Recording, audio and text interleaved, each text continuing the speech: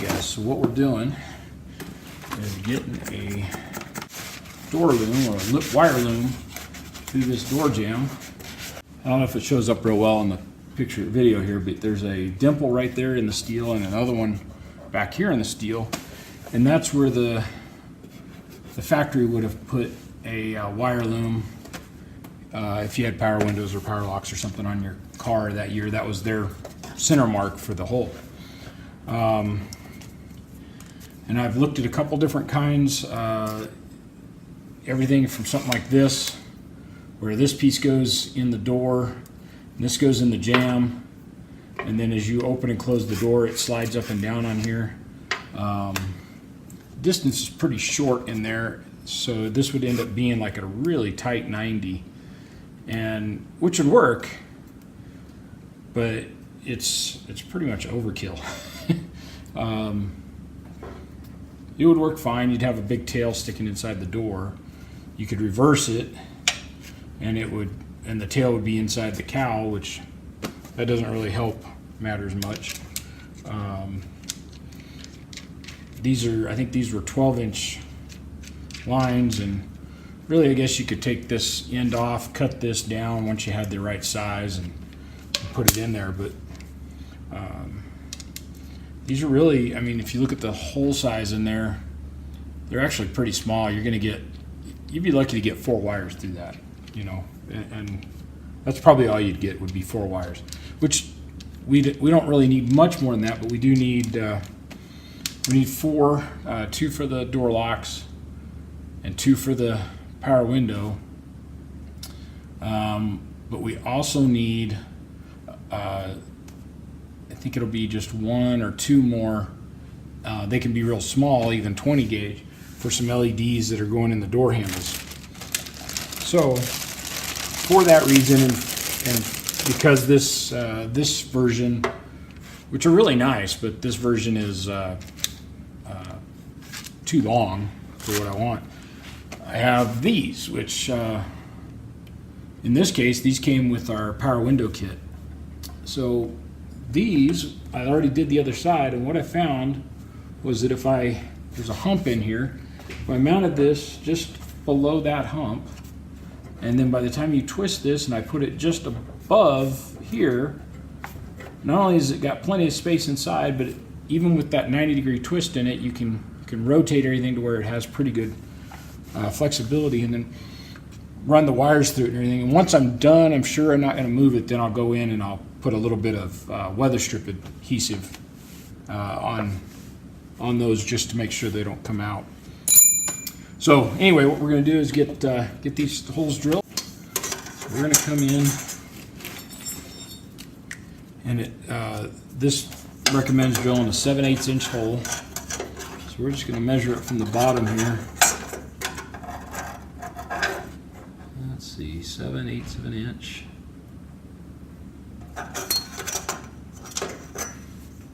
This one has 10s marked on one side and 8s marked on the other. So we go 7/8, which would be 7/16 would get us to the center.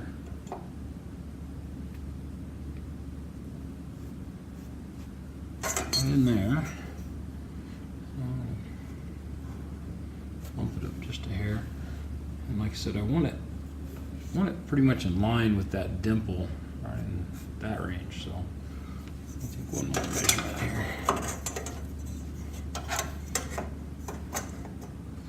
Sorry for my big head in your way.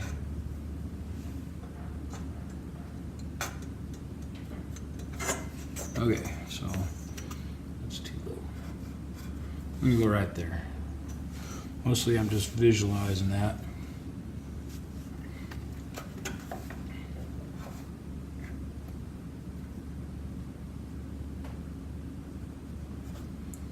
I'm gonna move it up just a hair more. I'm gonna go right there. Make me feel better about how that's gonna fit in there and leave the, well, that's the other thing, is it's 7/8 inch hole, but you need to leave room for that lip, and I really don't want the lip hanging over down there. So now with that one lined up, then we're going to come over here, and we're going to come right at the top of, and I keep sticking my head in your way, I'm going to come right up to the top of this, and do the same thing. So this one, just gonna hold it in here about where I want it. And I know nobody's ever gonna see it again, and nobody can ever really tell what you've done, but I like them to be symmetrical.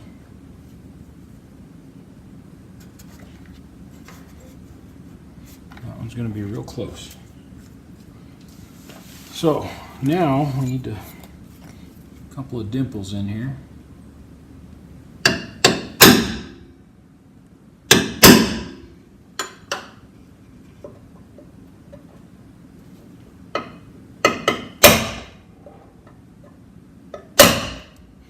Unfortunately, we're drilling at an angle. We have no way to get a straight run at these without taking the door off. And I have no intention of taking the doors off. So the trick is get a good dimple and then just go slow.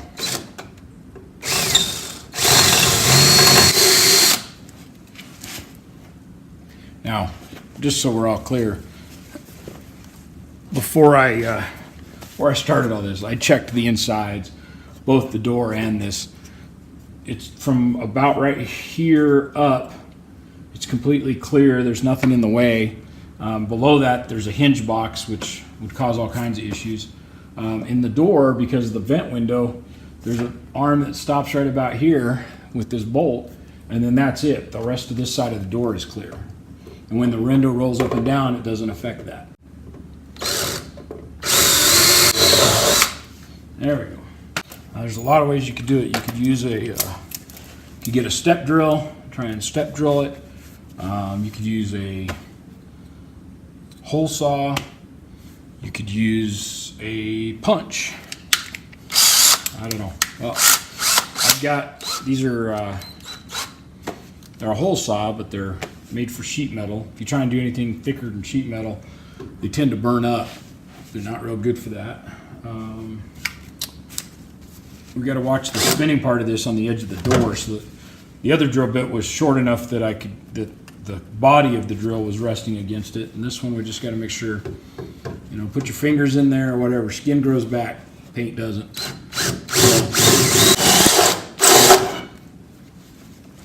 On the door, on the other side, I was able to get it drilled most of the way through, and then I had to go in and just stick my drill inside the drawer to finish, inside the door to finish drilling it.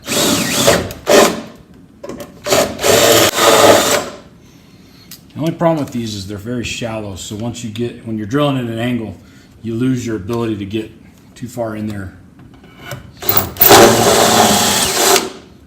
We'll see if we can get the other side. The way I'd done the inner structure, I couldn't get to this one from the inside, but we'll see what we can do on this side real quick.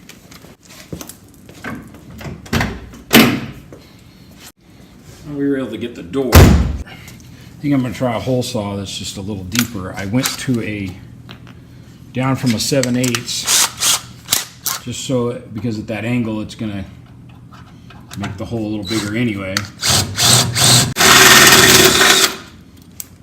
Alright. Hole's not terribly round, but a little small. That'll give us a little room to take a die grinder and just clean it up the edges just a tiny bit.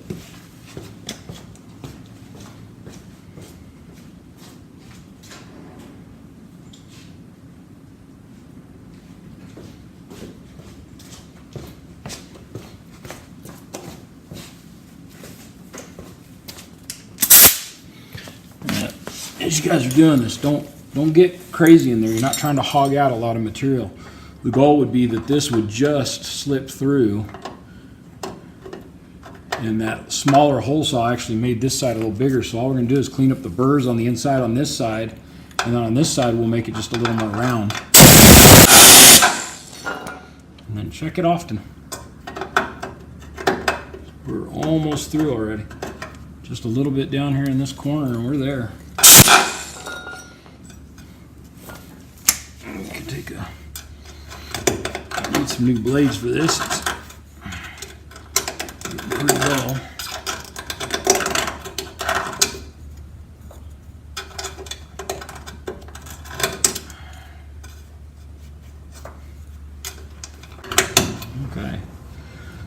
check this. So we'll check, make sure that fits. It does. And this one goes right in. Clean up the edges on it.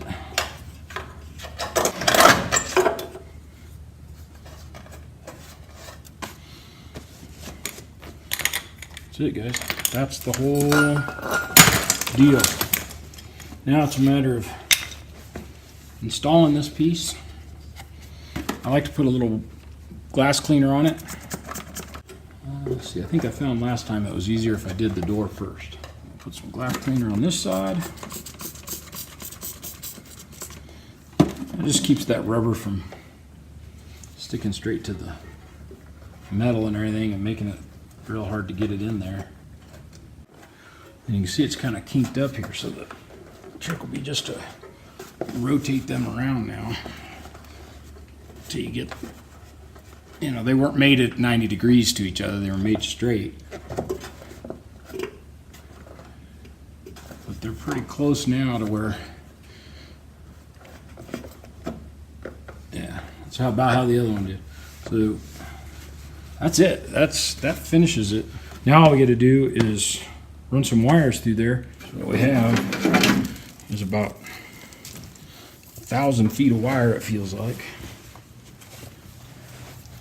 And I cut off part of their harness. They had a fuse and a couple other things in line here, and a bunch of red wire and gray wire and ground wire going every direction, trying to tie all these together. So they had a whole bunch of other wires on there. I just cut them all loose. We're going to reuse this plug, maybe.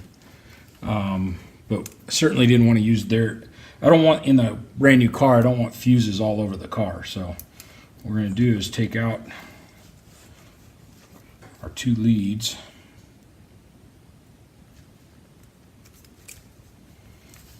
Set this piece aside and make sure we don't have any knots or tangles.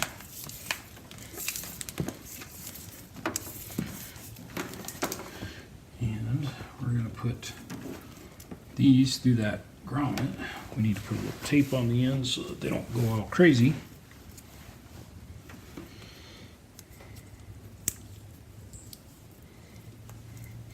Just try and keep them stacked up nice so to keep the smallest profile. And then I find if you twist the very end of the tape just a little bit, you get kind of a leader line there. Now a good trick is to put another, and we'll probably do it way down here, down closer to where it's actually going to go through the door. Put another wire or a pull string or something else through that with this first wire, so that if when you need to pull another one, you have something. You can just make it fairly long. You can, whichever way you need to pull it from, you can tie onto it, pull your new wire through. And if you think there's going to be a third one after that, tie another pull string back on so that you can do it a third time even. So like I said, we'll probably do it down here. I'll tie it off here and I'll run, 2 feet, but I'll do it way down here where I tie it to this wire. So this would be the perfect example. I was thinking I would go ahead and pull the wires for the door lock actuators through at the same time, and this end plugs into the module. On the other end, they just have them terminated so you can pull them through. Well, they need to come through from this side. So we'll do that with a pull string later. In the meantime, we'll go ahead and get this one. Once again, I recommend some glass cleaner. Spray it in that hole. It doesn't matter if you're a little sloppy. Spray your wire down. And when you shove this through, the 2 rubbers aren't binding on each other. Of course, I'm trying to make 2 90s when you get that trying to get that first wire in there.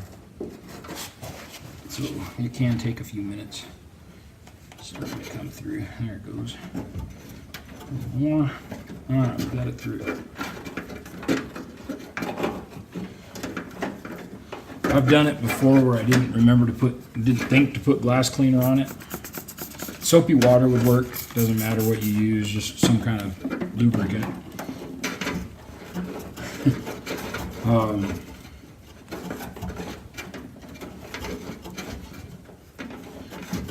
If you don't put something on there, you can fight this for hours. Okay, and about here is where we're going to want to, so I can pull it back out just a little bit before we do that.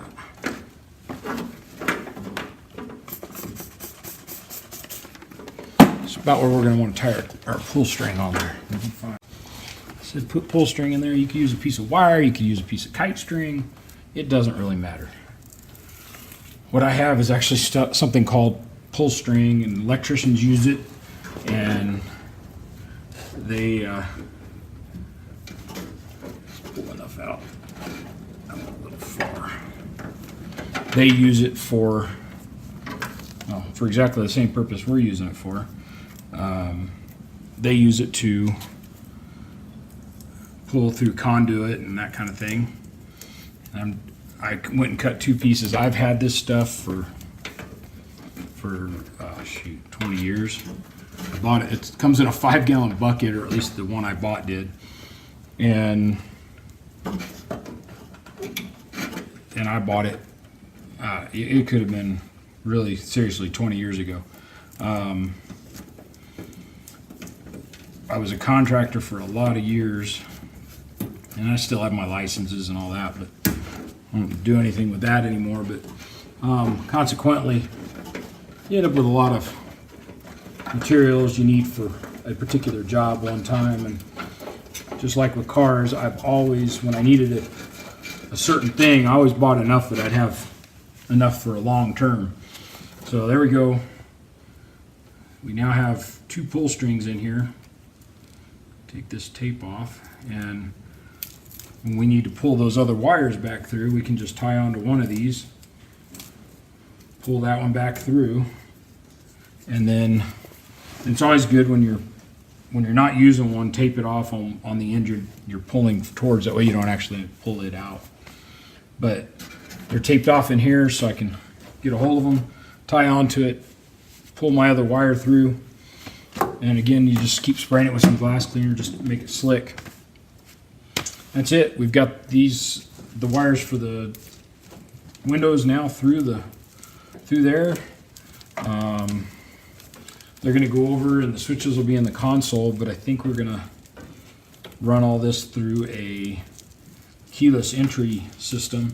So before I bother running it over there, we'll go through that wiring diagram and see if we want the windows on the keyless system. So anyway, thanks guys. Have a great day. See you soon.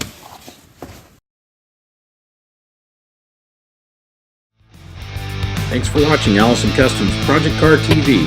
Like us on Facebook and check us out at AllisonCustomsOnline.com.